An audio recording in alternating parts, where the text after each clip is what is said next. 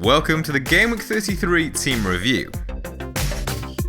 After much consideration, the late decision was made to use the wildcard for Gameweek 33, after key players such as Mohamed Salah and Roberto Firmino were looking unlikely to start, along with concerns over a number of others. But was it a success? Let's find out how the team got on. With a home fixture against Huddersfield and a double game week to come, Brighton's Matt Ryan came into the team between the sticks, replacing Nick Pope, who was somewhat doubtful after Sean Dyche revealed that Tom Heaton was ready to contend for his place. It looks the safe move on paper, but in the end the pair scored 3 points apiece, conceding 1 goal and making 4 saves.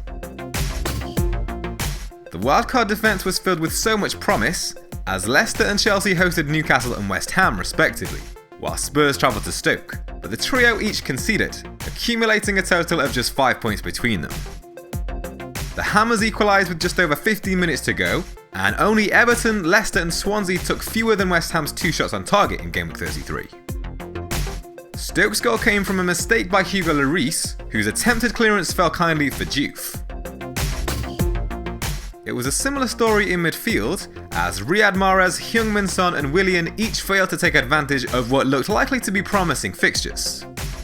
The Chelsea midfielder was far from quiet, however, providing a tally of 6 attempted assists, in addition to his 5 efforts at goal, and he also set up Morata for an offside goal. Dele Alli was the man who effectively replaced Mohamed Salah in the end, after the Liverpool man looked unlikely to feature against Everton, and the Risk got off to an okay start, with the Spurs man providing the assist for Eriksen's opening goal against Stoke. But that's now a second successive blank for Riyad Mahrez, with just 1 shot on target and 2 attempted assists from the Algerian over the last 2 game weeks. He's unlikely to be sold before Leicester's double game week 34, however. His teammate Jamie Vardy has been ticking over with FPL points and provided his 3rd consecutive goal during the defeat to Newcastle. It was always the plan to bring the Leicester forward in this week, but with Salah and Stanislas to deal with in the pre-wildcard team, Vardy may have been overlooked in favour of Mahrez, if it weren't for activating the wildcard. Alongside him, the decision to keep Aubameyang for an extra week ahead of Romelu Lukaku worked out nicely, with the Arsenal man opening the scoring against Southampton. He had 2 efforts at goal, both finding the target, prior to his substitution after 70 minutes. Ashley Barnes got the 3rd forward spot on the wildcard, freeing up funds for Jesse Lingard as a strong 5th midfielder, with the bench boost in mind for double game week 34.